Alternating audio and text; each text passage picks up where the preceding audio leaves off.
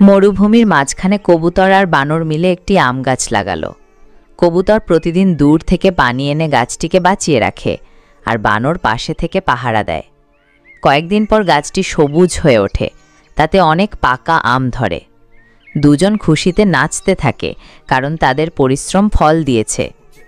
কিন্তু ঠিক তখনই এক কৃষক এসে গাছটি ভেঙে ফেলে। সব আম ছড়িয়ে পড়ে মরুভূমির বালিতে। লাল বানর রাগে চিৎকার করে, কিন্তু কবুতর ভেঙে পড়ে কান্নায়, কারণ কেউ ভিডিওতে লাইক দেয় না।